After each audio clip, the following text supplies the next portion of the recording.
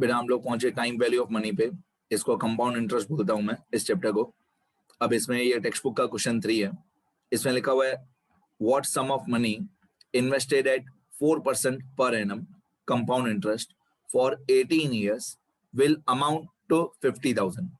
अब what sum of money invested, what money invested मतलब क्या फाइंड आउट करना है, प्रिंसिपल फाइंड आउट करना है।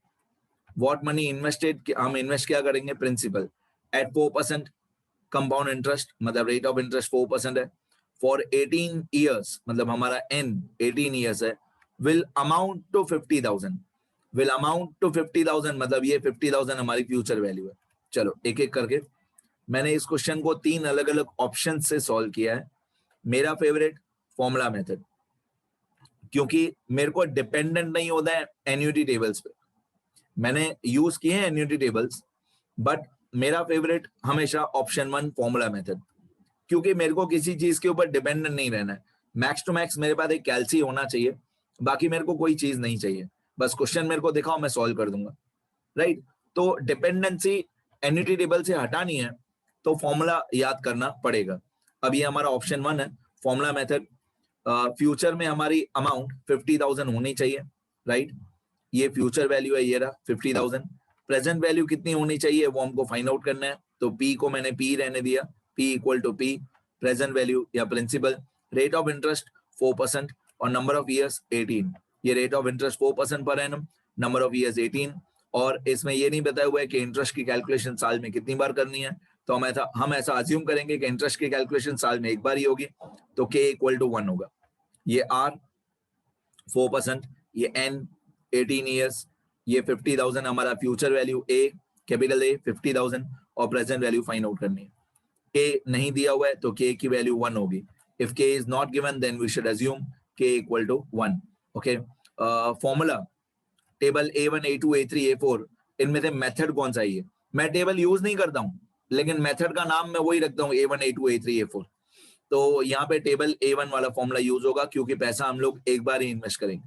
पैसा एक बार ही इन्वेस्ट करेंगे तो टेबल A1 का फॉर्मूला ये होता है A equal to P multiply by bracket में 1 प्लस R अपॉन 100 के रेस टू n के, ये फॉर्मूला होता है A equal to P multiply by 1 plus R upon 100 के रेस टू n के। अब जो जो वैल्यूज मालूम हो वो लिखते जाएंगे। A की वैल्यू 50,000 है, ठीक है, ये लिख देंगे A की वैल्यू 50,000। प्रिंसिपल नहीं पता है तो P को P ही रहने देंगे, ये 1 ही रहेगा, 1 जो है वो 1 ही रहेगा। रेट ऑफ इंटरेस्ट 4% दिया हुआ है क्वेश्चन में, तो R की जगह पे 4 अपॉन 100 के की वैल्यू नहीं दी हुई है तो K 1 ही रहेगा, 100 into 1 रेस टू n के, n है नंबर ऑफ ईयर्स 18, तो 18 मल्टीप्लाई बाय 1, राइट। अब धीरे धीरे जितना हो सके आराम से सॉल्व करेंगे। पहले 100 into 1 100 ही होता है, 18 into 1 18 ही होता है। अब ये 50,000 सेम, ये वाला P प्रिंसिपल सेम, ये 1 सेम, ये वाला 4 सेम, 100 into 1 100 होता है, 18 into 1 18 होता है। अब आपको लगेगा सर बार बार आप ये K की वैल्यू 1 क्यों लिख रहे हो, हमेशा K 1 ही तो है। धीरे धीरे महत्व इंपॉर्टेंस पता चलेगा, ठीक है। शुरुआत से ही बेस क्लियर होगा, बेस स्ट्रॉन्ग होगा, तो आगे चल के टिपिकल क्वेश्चन में दिक्कत नहीं होगी, इसलिए K हमेशा लिखा करो। तो 18 into 1 18 हुआ, 100 into 1 100 हुआ। अब 4 डिवाइडेड बाय 100, बाकी तब सेम, 4 डिवाइडेड बाय 100 0.04, तो ये 50,000 सेम, ये P सेम, ये 1 सेम, 4 डिवाइडेड बाय 100 0.04, और ये 18 सेम, ठीक है। अब ये 1 और 0.04 दोनों को ऐड कर देंगे, तो 1 प्लस 0.04 तो ये होगा 1.04, बाकी सब सेम, 50,000 सेम, P सेम, सिर्फ ये ऐड कर दिया 1 और 0.04, तो ये आएगा 1.04 रेस टू 18, 1.04 रेस टू 18।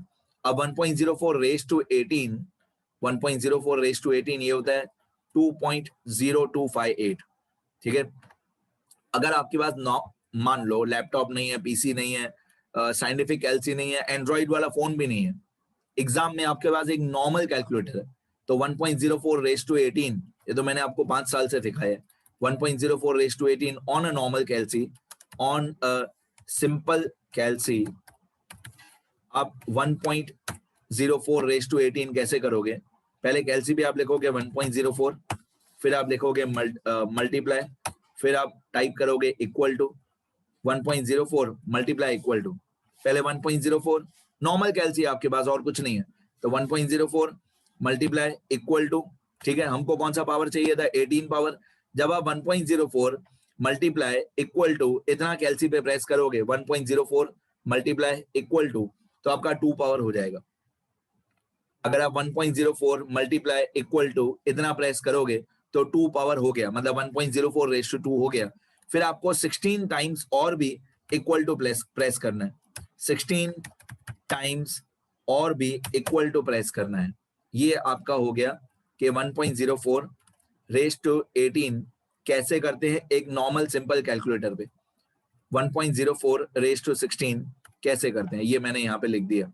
एक नॉर्मल कैलसी पे 1.04 रेस टू 18 कैसे करते हैं, तो हम लोग करते हैं पहले कैलसी पे 1.04 मल्टीप्लाई इक्वल टू, फिर 16 times equal to button, 16 times equal to button, equal to equal to equal to equal to equal to equal to 16 times press करना है, तो आपका 1.04 रेस टू 18 हो जाएगा। और ऐसा ओरली सुनने से नहीं आ जाता है, कैलकुलेटर लेके करना पड़ता है। 1.04 मल्टीप्लाई बाय इक्वल टू, ये 2 पावर हो गया, फिर 16 बार और भी इक्वल टू, तो 1.04 रेस टू 18 हो जाएगा। ठीक है, clear? 1.04 multiply equal to then 16 times equal to, चलो तो आपका ये आंसर आ जाएगा 2.0258। अब ये 2.0258 सामने डिवाइड हो जाएगा, तो 50,000 डिवाइडेड बाय 2.0258 ये होता है 24681.41। आप पॉइंट में 0.41 पैसे आप नहीं लिखो तो भी चलेगा, 24681। तो आपका प्रिंसिपल होगा 24681 रुपीस का सिंबल लगाना और लास्ट में स्टेटमेंट लिखना, therefore the amount invested should be, so the principal invested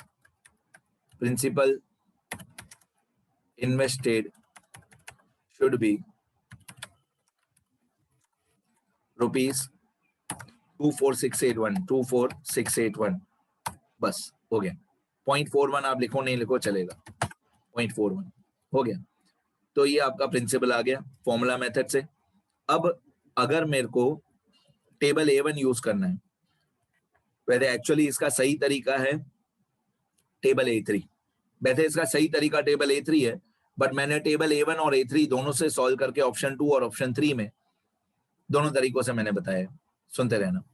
अब अगर टेबल A1 यूज करते हैं बेटा, तो टेबल A1 में सुनना अभी ध्यान से, ये जो पूरा ब्रैकेट है, what is table A1, table A1 में ये जो पूरा ब्रैकेट है ना, इस पूरे ब्रैकेट का आंसर डायरेक्टली एन्युटी टेबल में दिया हुआ होता है। अब इस पूरे ब्रैकेट का 1 + r/100 के रेस टू n के इस पूरे ब्रैकेट का आंसर हमारा क्या आया था, याद करो, ये आया था 2.0258। तो टेबल A1 में क्या होता है, डायरेक्टली ये 2.0258 टेबल में दिया हुआ ही होता है, तो ऊपर से लेकर जो 6-7 लाइन में हम लोगों ने सॉल्व किया है वो नहीं करना पड़ता है, डायरेक्टली ये 2.0258 आ जाता है। लेकिन मैं बार बार यही बोलता हूं कि आप लोग डिपेंडेंट हो जाओगे टेबल्स पे, तो मेरे को तो बिल्कुल भी पसंद नहीं है टेबल A1 और A2, पर फिर भी मैं सिखा देता हूं, अगर आपको एग्जाम में यूज करना हो तो आप कर सकते हो। देखो इसमें क्या होगा, हमको चाहिए रेट ऑफ इंटरेस्ट और number of years. Rate of interest है 4%, नंबर ऑफ ईयर्स है 18, k = 1 है, k = 1 है, तो यहाँ पे ये 18 ही रहेगा, ये 4 ही रहेगा। चलो 4% 18 ईयर्स, ये हमारा ऑप्शन 2 स्टार्ट हो गया। इसको बोलेंगे यूजिंग एन्युटी टेबल्स A1। अगर हम टेबल A1 यूज करते हैं, A1 और A3 दोनों में ऐसा ही होता है, पैसा एक बार ही इन्वेस्ट होता है, तो रेट ऑफ इंटरेस्ट 4% और number of years 18, rate of interest 4% और नंबर ऑफ ईयर्स 18, ये नंबर ऑफ ईयर्स 18, 4% में 18 ईयर्स 2.026। अब मैं फॉर्मूला लगाऊंगा, A = P multiply by value of annuity from table A1 value of annuity from table A1, तो A = 50,000 A = 50,000, principal find out करना है, value of annuity 2.026। अब ये 2.026 सामने डिवाइड हो जाएगा, तो मैंने जानबूझ के क्या किया है, 50,000 को 50,000 रहने दिया है, मल्टीप्लाई बाय ये 2.026 हमने डिवाइड किया है, तो 1/2.026। अब 1/2.026 ये होता है 0.4936। आपको लगेगा सर डायरेक्टली 50,000 को डिवाइड कर दो ना, मैंने जानबूझ के ऐसा नहीं किया है। पहले मैंने 1/2.026 किया है, फिर 50,000 को मल्टीप्लाई बाय 0.4936 किया है, मतलब 1/2.026 ये होता है 0.4936। फिर मैंने 50,000 को 0.4936 से मल्टीप्लाई किया है, तो मेरा आंसर आ गया 24679.17, रफली वही जो ऑप्शन 1 में आया था।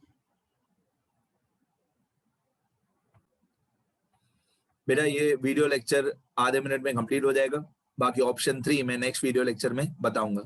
एक्चुअली ऑप्शन 3 में ये नंबर दिया हुआ होगा, जब हम टेबल A3 यूज करेंगे तो ये नंबर दिया होगा 0.4936, राइट। तो ये हमारा आंसर आ गया बाय ऑप्शन 2। ऑप्शन 2 से डायरेक्ट आंसर आ जाएगा। बस आपको टेबल A1 यूज करके 4% में 18, 4 ईयर्स में 18% देखना है। 4 ईयर्स में 18% 2.026 और इसको सीधा 50,000 से मल्टीप्लाई कर देना। Sorry, 50,000 multiply by 1/2.026, 50,000 multiply by 1/2